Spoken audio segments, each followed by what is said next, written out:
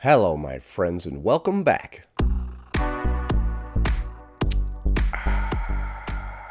Today, we're going to be taking a look at a clip of a fat activist saying doctors are morons and obesity actually isn't bad for you at all. My blood work is dope. Yes, we've got another fat activist arguing with their doctors and talking about how dope their blood is. We're also going to be taking a look at a bonus clip of somebody saying actually some people are into obese bodies, and no, they don't have an F etish. So be sure to stick around until the end. Before we proceed, please click the like button so that I may apply comb to mustache.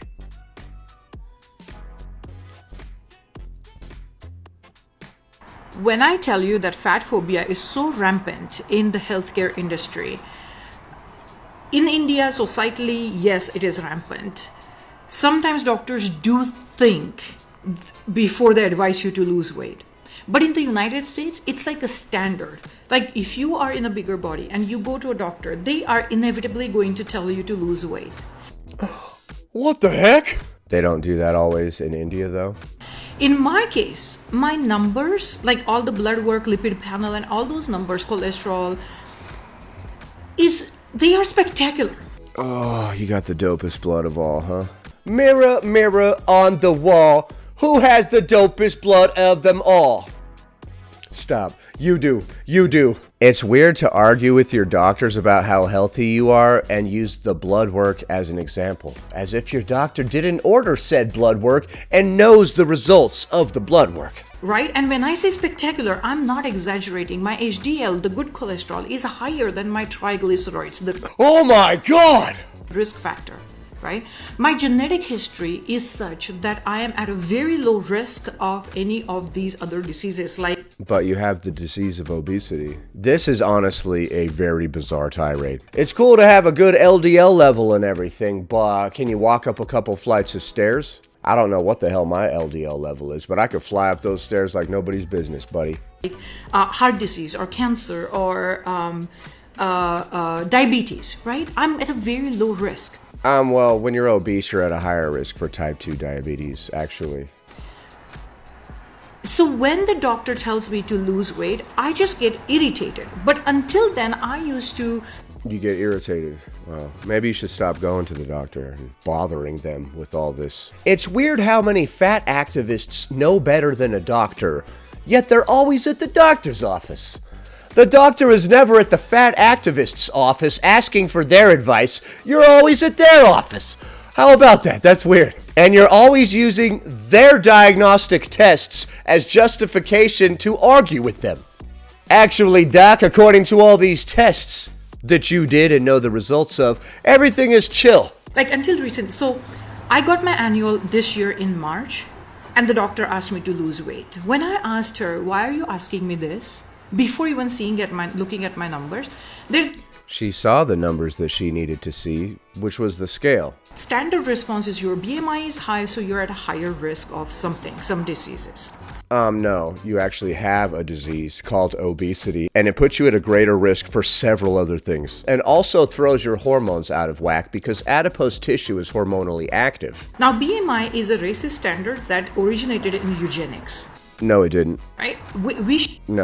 No, it did not. Shouldn't consider BMI as a tool to make any decisions for. I don't care if Joseph Stalin invented tires on a car. We still need tires on a car. They're still valid. I don't care who created it. Same is true with BMI, and I also question all these bizarre origin stories that these fat activists come up with. A tool to make any decisions. Forget the decisions that are not even related to public health. They are related to an individual treatment. You look at me and you associate ideas of what health looks like in my body. This is a crazy level of cope. You haven't even seen the data yet. And even when my numbers came out, and those numbers were spectacular, she still did ask me to lose weight. I've heard people say that blood work only shows a problem when it's basically already too late. You're already knee deep in this problem, and now it's finally showing up in your blood work. So you shouldn't be using it as some kind of tool to prove how healthy you are. So now you're gathering the data and still neglecting it.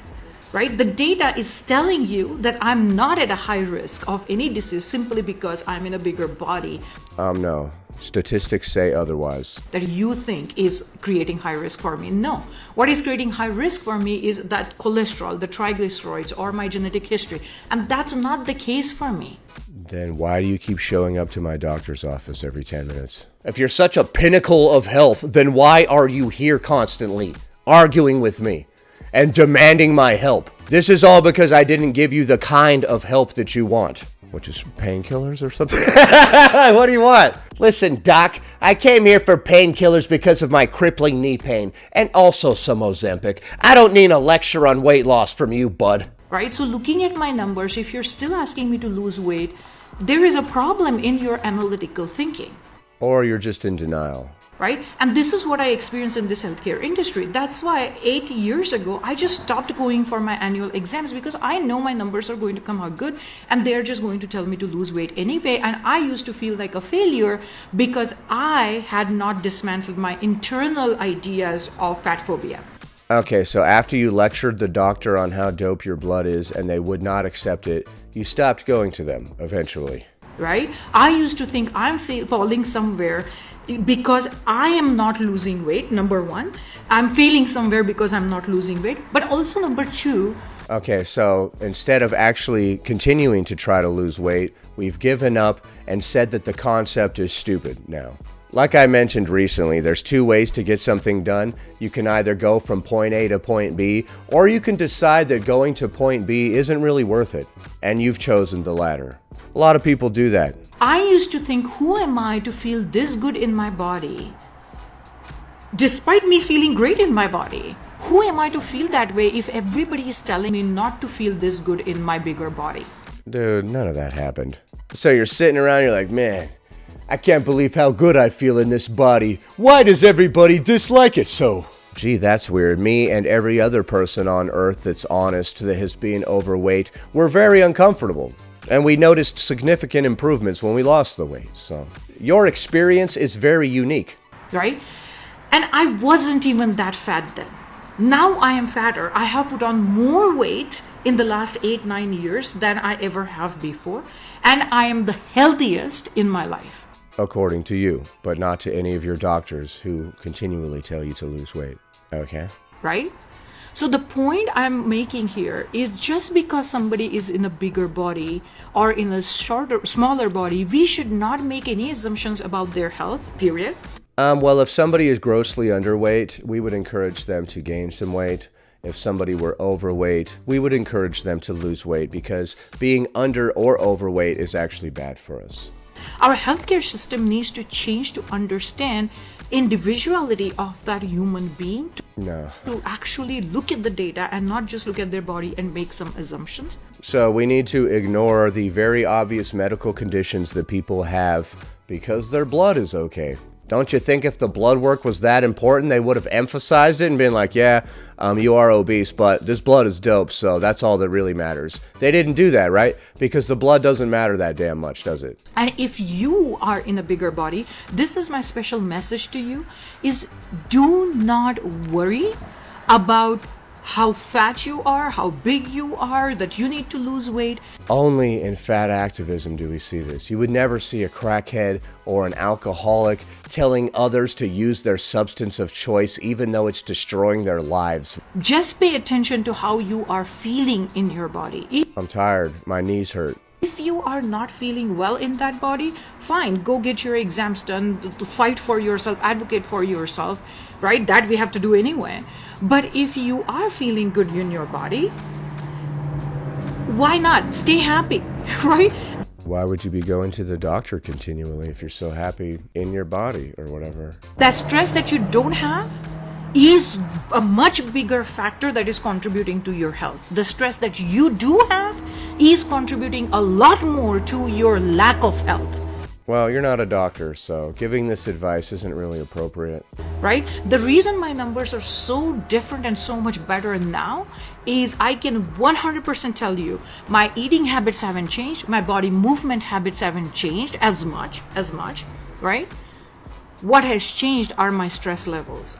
Okay, so it doesn't matter what you eat or how you exercise. You improved your blood work by improving your stress. That is some of the dumbest nonsense that I've ever heard in my life. All that matters is your feelings, is what you're basically saying. Your physical health means nothing. How you feel about stuff is everything. Once I stopped stressing out. So let me guess what stressing out was previously. It was caring about how we look and trying to take care of ourselves. Now we've stopped stressing out in that fashion, and our blood work is dope now. I am much less stressed now because of all the balancing and trauma healing work that I do, because of the releasing of the wounds, dismantling the systemic wounds within me, personal wounds within me.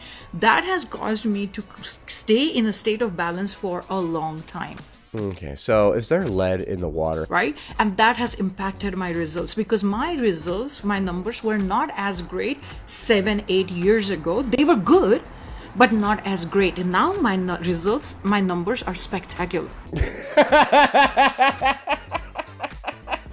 Quit trying to flex your stupid blood work on us. It means nothing, bro. Bend over and touch your toes, my friend. Right? And stress is the factor. More doctors should be talking about stress and not about weight. And dismantle. And you don't think that being obese causes an excess of stress?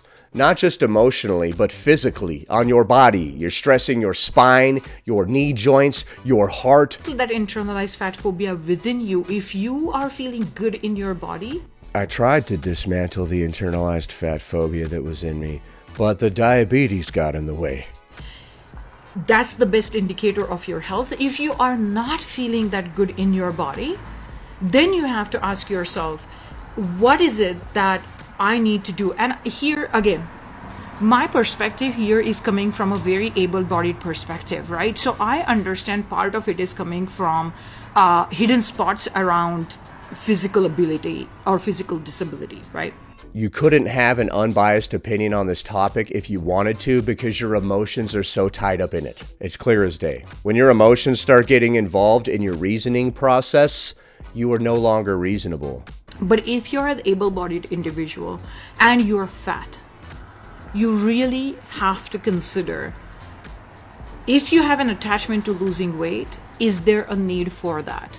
Well, my doctor said so. So, I mean, I should probably listen to them instead of you. The stress you will add to yourself in the thought that I need to lose weight is going to impact your health a lot more. That's why we should be talking more about stress and less about weight.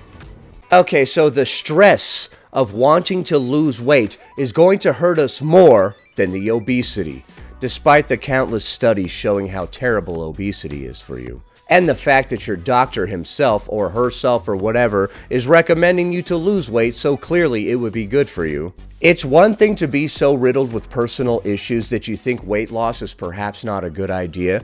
It's another thing to discourage others from bettering themselves because you can't see past your personal issues. It's also hilarious that you think that you can interpret your blood work results like that. You're like, actually, I've looked at these myself with my own trained eye, and this is some of the best blood that has ever been known to man. Like, what the hell would you know about looking at blood work results anyway? Your doctor's the one that's supposed to interpret those for you.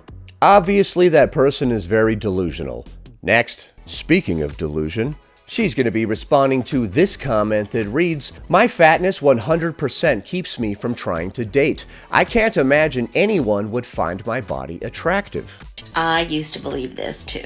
My fatness 100% keeps me from trying to date. I can't imagine anyone would find my body attractive. So I'm going to ask a non-body related question without thinking Can we stop doing this constantly? about it. I want you to answer the first thing that comes to your mind. Ready? What is the best flavor of ice cream? Non-obese. Go. I can guarantee you that we all did not pick the same flavor. No, we all chose non-obese. This is just a joke, by the way. I'm just being a silly ass. If you said chocolate, you were right. But truly, I'm not going to yuck your yum if you didn't say chocolate. Oh, so some people are into obese bodies, just like some people like chocolate ice cream instead of vanilla. Okay. But all the people that are into obese bodies seem like complete weirdos that you wouldn't want to be alone in a room with. People who think that body size is a disqualifying factor is yucking someone else's yum. Someone on another video said that they worry about people fetishizing their body. That's a different video. We'll talk about that in a minute. Yeah, I would worry about that as well. If I am very obese and somebody wants to be with me, there is a high likelihood that they have some sort of messed up fetish and don't even see me as a human being. And in fact, part of their fetish is to feed somebody until they get so large that they can't move or that they pass away.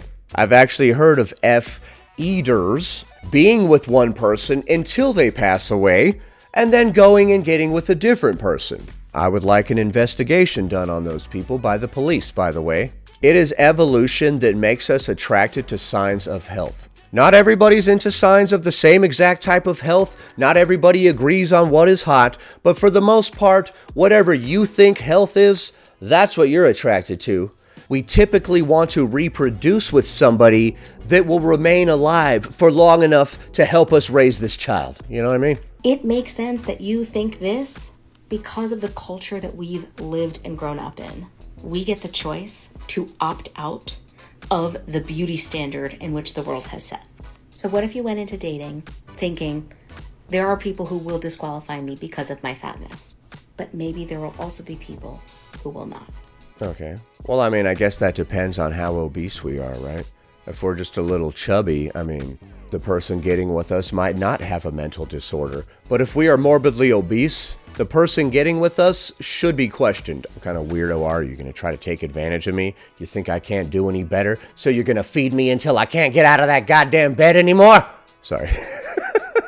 And before anybody gets mad at me about using the example of ice cream, somebody saying they don't like someone's body because it's not their type is a form of discrimination. No, it's a preference. We are allowed to date who we would like. I know you hate to hear that, but human beings are free to make their own decisions. It is an internal bias that needs to get examined. The problem is with other things, we can say, ooh, that's wrong. There's something there that we should explore. And usually the world will co-sign when someone says, I'm not attracted to fat people. Most people aren't attracted to people that are addicted to various substances either. Like if I see that you're addicted to heroin or you have an alcohol problem or crack or any of this other stuff, it's going to hit very similarly. And be like, oh, this person doesn't have it together, man. This is going to be a headache. Not being attracted to someone because of their body size is something you need to look inward at. So what I would do is What if I don't want to be with somebody because they're too skinny? Do I have any kind of bias there or no? That one's cool, huh? Start following people who exist in a different size body than you and let yourself be uncomfortable with their body. Explore. Or I can just do what I want, as an adult. And examine the thoughts that come up when you feel that discomfort and ask yourself if those feelings that come up align with the values that you want to live by. And if not, you have some anti-fat bias work that you got to do. Or I can just be with whoever the hell I want based on my own attraction, Don't really have to appease you. I don't need to interrogate my internalized bias. I can only imagine going to a bar and being attracted to a woman or whatever, and you're walking up to her and you're like, wait a minute. Am I only attracted to her because she is not obese? I need to interrogate my internalized bias. And then you stop, you're like, no, I'm going to her. And you go to the morbidly obese woman. You're like, shut up, genitals. We're going this way. You're not running the show anymore. Sorry. Sorry, guys. I'm not trying to be vulgar or gross. So what do you think of the clips that we just saw? Is obesity not actually bad for you at all? And that person's dope-ass blood work is proof of it? And is it anti-fat bias if we don't want to date an obese person? Leave a comment below. Happy Friday, everybody. I hope you have a great weekend. Anyway, that about does it. Thanks for watching, commenting, liking, and subscribing. And I'll see you in the next one.